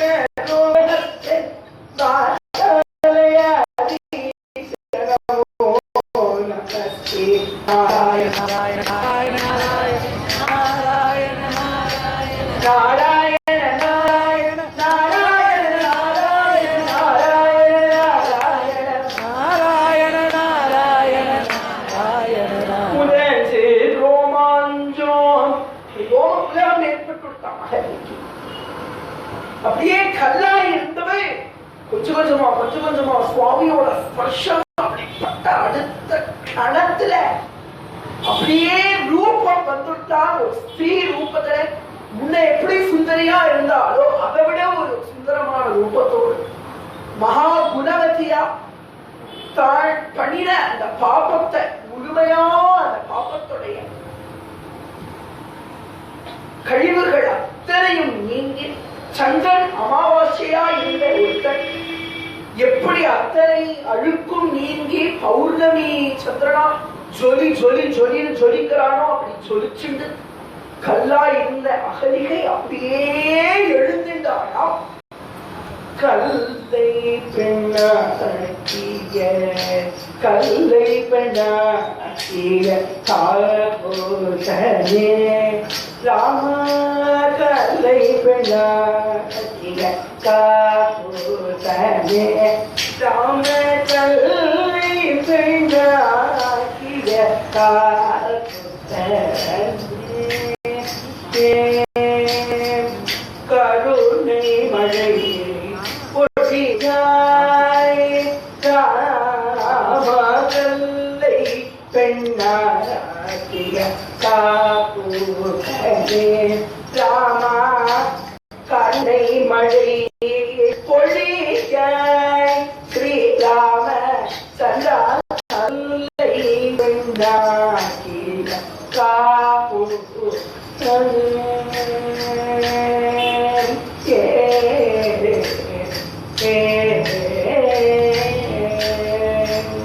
கடங்கமற்ற மாதரசி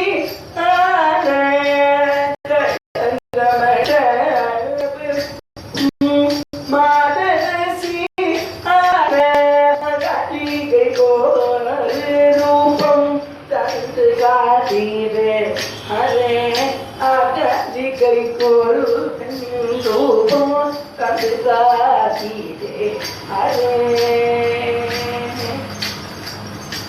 हरे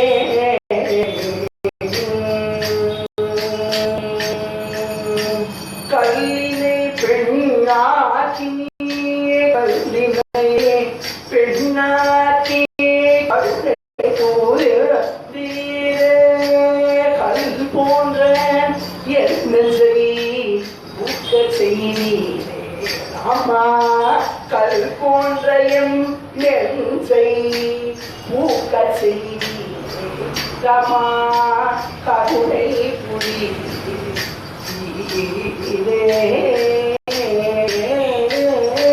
கல்லை பெண்ணாக்கிய காப்புதனே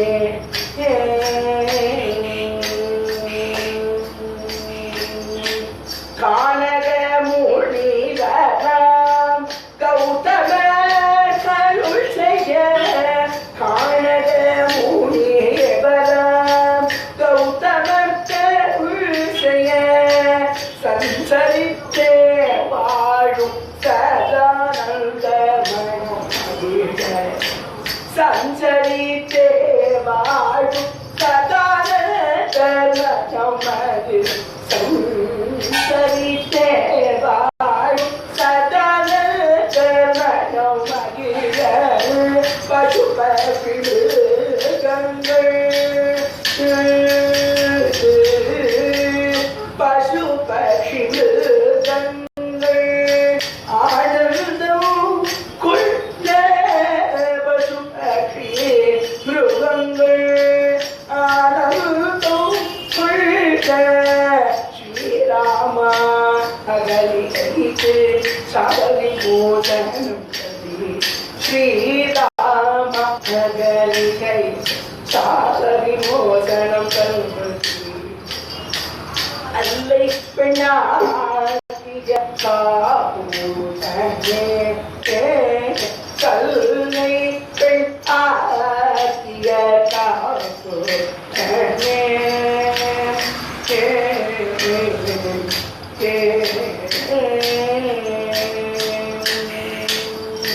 விஸ்வாமித்ராதி மகர்ஷிகள் அப்படி சூழ்ந்து நிற்க கௌதம மகர்ஷி தேவலோகத்திலிருந்து கிளம்பி அப்படி சொல்லின்னு சொல்லிட்டு இறங்கி வர அகலிகா மாதா கல்லா இருந்தவள் அவ்வளவு அழகா படுத்து தூங்கி இருந்தவள் எழுந்திருக்கிற மாதிரி கல்லா போன அந்த தேவிய பிரத்யட்சமான பாரம் பிடிச்சு அவ்வளவு அழகா புவன சுந்தரியா அப்படி வெளியில வராளாம்.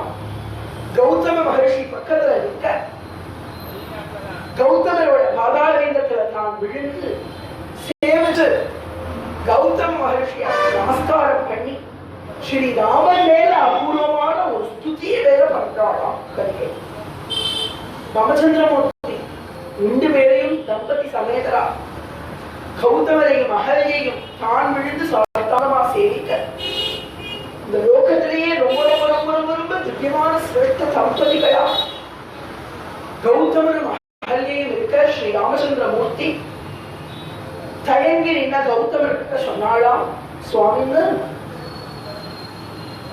உங்களுடைய பத்னியான அகல்யா தேவி இந்த லோகத்திலேயே சிறந்த பதிவிரதை,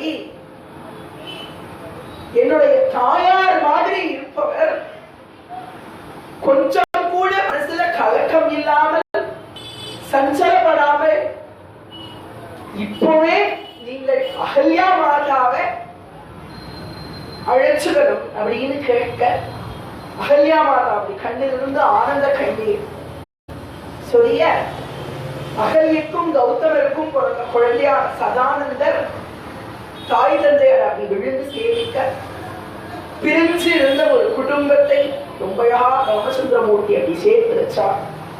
சித்தாசிரமத்துல யாக சம்ரட்சணம் பண்ணினார். ரொம்ப ஜோரா யாகம் எல்லாம் நடந்து முடிஞ்சது.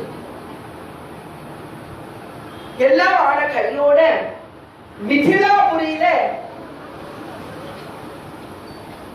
ஜனக மகாராஜாவோட பொண்ணுக்கு ஸ்வயம்வரம் வைக்கிறா அப்படிங்கக்கூடிய ஒரு பத்திரிகை சித்தாசிரமத்துக்கு வந்தது. விஸ்வாமித்திரர் பத்திரிகை வாங்கி படிச்சு விட்டு, இன்னும் கொஞ்ச நாள் எக்ஸ்கர்ஷனா வெளியில வந்திருக்கோமே, ஒரு டூர் மாதிரி மிதிலைக்கு போயிட்டு வரலாம் அப்படிங்கிறார். குழந்தைகளும் சரிங்களா, ஒரு டூர் ஸ்டார்ட் ஆக விஸ்வாமித்திரர் ரெண்டு குழந்தைகளையும் மிதிலைக்கு அழைச்சிட்டு போலாம் அப்படின்னு பிளான் பண்றார். மிதிலாபுரி ஜன மோககரம் அப்படின்னு சுவாமி மிதிலைக்கு கிளம்பலாம். என்னெல்லாம் நடந்தது, சுவாமி எப்படி பிராட்டிய திருக்கல்யாணம் பண்ணிட்டார் அப்படிங்கிற விஷயத்தை ஸ்ரீ சீதா கல்யாண மகோத்சவம் நாளைக்கு நம்ம எல்லாரும் பகவான் அனுபவிக்க போறோம். நம்ம அத்தனை பேரும் சீதா பிராட்டியினுடைய பொன்னாகாரா இருந்து பகவான் ஸ்ரீ ராமச்சந்திரமூர்த்திக்கு பிராட்டிய கல்யாணம் பண்ணி கொடுக்க போறோம், கன்னிகாதானம் பண்ணி கொடுக்க போறோம். நம்ம எல்லாம் பொன்னாத்துக்காரா. நாளைக்கு ராமச்சந்திரமூர்த்தி வரப்போறார் மிதிலைக்கு. எல்லாரும் உங்க ஆத்து பொண்ணுக்கு கல்யாணம் பண்ற மாதிரி கோலாகலமா சீதா கல்யாணம் நடக்க போது அத்தனை பேரும் ஆனந்தமா வந்து சீதா கல்யாண மகோத்சவத்துல நாளைக்கு கலந்துக்கணும் அப்படின்னு ஒரு பிரேரணைய வச்சுட்டு, ஜானகி காந்த ஸ்மரணோ ராம ராம கோதண்டி குஷுதஸ்ய கதுவரமவிதும் லக்ஷ்மணே நானு யாதோ யாதோ பூஸ்தாதமாஷா முனிகதிதமனு துவந்த்வஷாம் பகேதே யூனாம் த்ராணாய பானைர் முனிவச்சனபல தாட்டகாம் பாட்டயித்வா லப்த்வாஸ்மாத அஸ்த்ரஜாலம் முனிவனகமவோ தேவசித்தாஸ்ரமாத்யாம் ஜானகி காந்த ஸ்மரணம். गुरुवादपुरेश्वर स्वामी की सीता लक्ष्मण भरत शत्रु हनुमत समेत रामचंद्र मूर्ति की जय, अंजनेय स्वामी की जय, कौसलेन्द्राय महनीय गुलात्मने चक्रवर्ती तनूजाय सर्वभौमाय मंगलम. गोपिका जीवन स्मरणम जानकी कांत स्मरणम. जय जय राम राम